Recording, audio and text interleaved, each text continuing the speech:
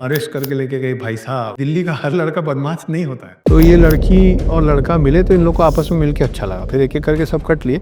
तो ये लड़की बोली कि अभी से कहाँ एयरपोर्ट जाके बैठोगे, मेरे घर चलो।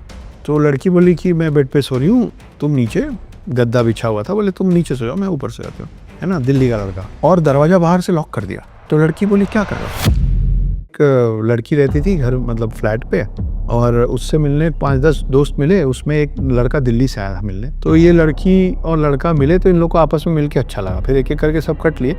इस लड़के को दिल्ली वापस जाना था, रात की फ्लाइट थी, लेट नाइट की, 3-4 बजे की। तो ये लड़की बोली कि अभी से कहाँ एयरपोर्ट जाके बैठोगे, मेरे घर चलो, साथ रहेगा, फिर चले आना।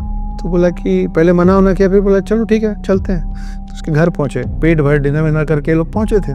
तो लड़की बोली कि मैं बेड पे सो रही हूँ, तुम नीचे, गद्दा बिछा हुआ था, बोले तुम नीचे सो जाओ, मैं ऊपर सो जाती हूँ, ठीक है। और लेटते साथ, और ये बड़ा डिसेंट लड़का ना, इतना डिसेंट कि लड़की ने सोचा कि ये घर लाने लायक है। तो ये जैसे ही लेटा तो अचानक से बोला हमें बहुत जोर से भूख लग रही है, मेरे को कुछ खाने को। तो लड़की सोची यार इतना खा के आए हम लोग अभी। तो बोले अरे अभी तो खाएं यार, कहाँ, नहीं अभी। तो बोला नहीं मेरे को प्रॉब्लम है, बीमारी है, मेरे को हर 1 घंटे में कुछ खाने को चाहिए रहता, मेरे को कुछ दो खाने, मैगी दो, कुछ भी दो, उठो बिस्तर से उठो, मेरे को कुछ खाने को दो।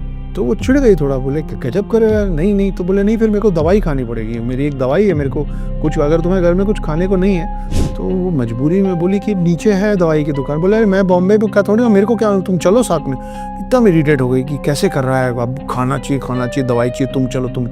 तो मजबूरी में उठ के वो आई।